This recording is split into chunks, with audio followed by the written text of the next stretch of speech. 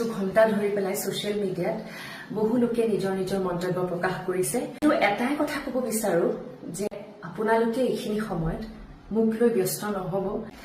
ৰাস্তাত যেতিয়া মই নৃত্য প্ৰদৰ্শন কৰি আছো বহুসকল লোকে আমাৰ অসমৰ মানৰ বাবে সহায় আগবঢ়াইছে, কিন্তু আপোনালোকে ইয়াক তুলনা কৰিলে ভিক্ষাৰ লগত। ঠিক আছে, একো নাই।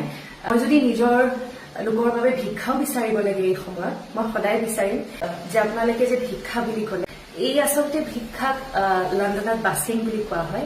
নমস্কাৰ অসমবাসী ৰাইজ, আজি বহুত দিনৰ মূৰত আপোনালোকলৈ এটা নতুন ভিডিঅ' আগবঢ়াইছোঁ। আজি ভিডিঅ'টোত আমি আলোচনা কৰিম মেঘ ৰঞ্জনীয়ে অসমৰ বানাক্ৰান্ত লোকক সহায় কৰিবলৈ সহায় বিচাৰি লণ্ডনত তেওঁ কণ্ঠ প্ৰতিষ্ঠান কৰি আৰু তাতে তেওঁ ভিডিঅ' এটা ভাইৰেল হ'ল।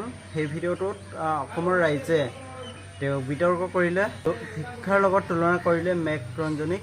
তো সেই বিষয়ে মেঘ ৰঞ্জনীয়ে এটা ভিডিঅ'ত কি কৈছে আপোনালোকে মেঘ ৰঞ্জনীৰ মুখেৰে আপোনালোকে শুনা পাব। এই ভিডিঅ'টো আপোনালোকে শেষলৈকে চাই থাকক আৰু মেঘ ৰঞ্জনীৰ মুখেৰে আপোনালোকে শুনক। কালি লণ্ডন চহৰত মোৰ কলাৰ জৰিয়তে এটি ক্ষুদ্ৰ প্ৰয়াস মোৰ নিজৰ বানাক্ৰান্ত লোকসকলৰ বাবে এটা ফাণ্ড ৰেইজিং ষ্ট্ৰীট শ্ব' কৰিছিলোঁ। তাকে লৈ দেখিছোঁ কিছু ঘণ্টা ধৰি পেলাই ছ'চিয়েল মিডিয়াত বহু লোকে নিজৰ নিজৰ মন্তব্য প্ৰকাশ কৰিছে আৰু মই সকলোৰে মন্তব্যক মই সন্মান জনাইছোঁ।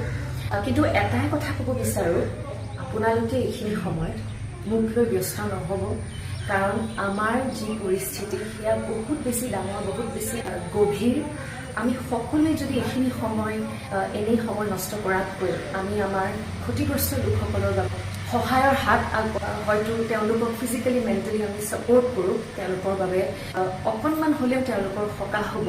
আৰু মোৰ এই কলা, যি কলা মই 3 বছৰ বয়সৰ পৰা কৰি আহিছোঁ, এই সাধনা ৰাস্তাত যেতিয়া মই নৃত্য প্ৰদৰ্শন কৰি আছো বহুসকল লোকে আমাৰ অসমৰ মানৰ বাবে সহায় আগবঢ়াইছে, কিন্তু আপোনালোকে ইয়াক ব্যাখ্যা কৰিলে বা তুলনা কৰিলে ভিক্ষাৰ লগত। ঠিক আছে, একো নাই।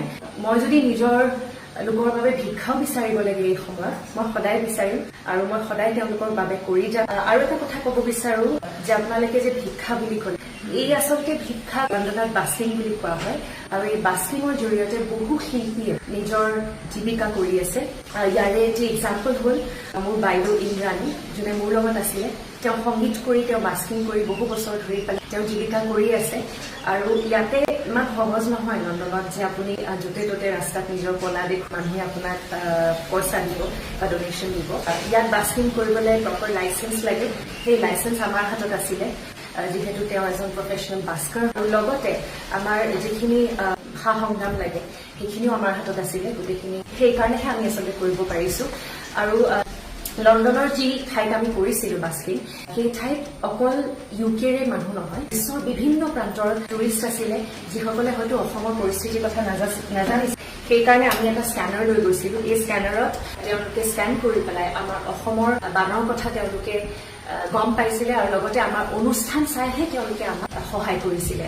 আৰু মই এটাই কথা শেষত ক'ব বিচাৰো, এইখিনি সময়ত আপোনালোকে সময় নষ্ট নকৰি আমাৰ বানাক্ৰান্ত লোকসকলৰ বাবে সময় দিয়ক, সহায়ৰ হাত আগবঢ়াওক, আৰু মই আপোনালোকৰ লগত আছো। ধন্যবাদ। চ' গাইজ, চালে আপোনালোকে ভিডিঅ'টো শেষলৈকে। এতিয়া আপোনালোকে কমেণ্ট কৰক মেঘ ৰঞ্জনী কি কৈছে, আপোনালোকে শুনিলে আপোনালোকৰ মুখেৰে। তো এতিয়া সকলোৱে কমেণ্ট কৰা আৰু চেনেলটো নতুনকৈ অহাৰ বাবে চেনেলটো ছাবস্ক্ৰাইব কৰিবা।